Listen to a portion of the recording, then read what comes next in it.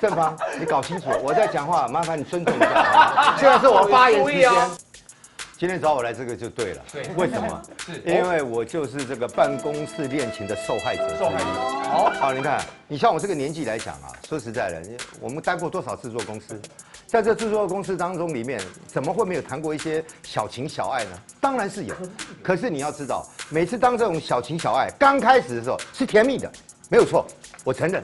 可是慢慢随着时间久了以后呢，难免会有一些冲突，难免会有一些工作上的一些意见会有分歧。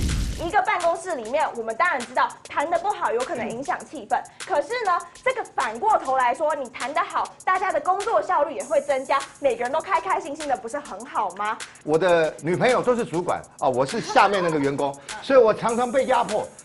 不做，讲出来，把人名讲出来，谁压迫你？是谁？是哪个当初？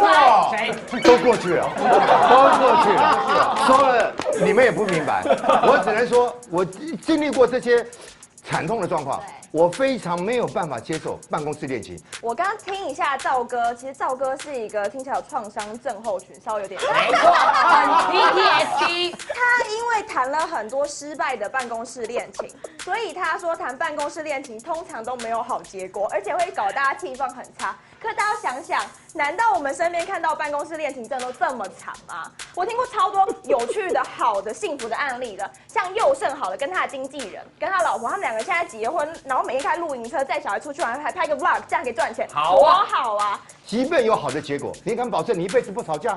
你敢保证这个工作你可以做一辈子？你敢确定这个公司永远都是相安无事？这不可能嘛！既然不可能，为什么要造成人家公司的困扰？为什么要在这中间把人家公司弄得鸡鸣狗盗？搞得这个不是鸡鸣狗，搞得这个鸡鸣狗盗。正方，你搞清楚，我在讲话，麻烦你尊重一下。现在是我发言时间。注意哦。我们看到，其实在日本大家知不知道有30%的人全部都在职场里面认识自己的结婚对象的哦。甚至你们知道吗？日本的公司现在还会发津贴，发约会津贴给你，只要你跟办公室的人里面出去约会，我给你台币8000多，补助你们去吃好一点的东西。只要你们结婚，最后我补助你8万块，让你们席开满桌，大家都快开心嘛，对不对？所以最后再拉回来，为什么今天会谈办公室恋情，就是会大家整天待在办公室里面，比起你去滑交友软体，看了对方的照片，2张是放他养的猫咪，1张是放他的半脸，还有1张最后是没有玩过，没有，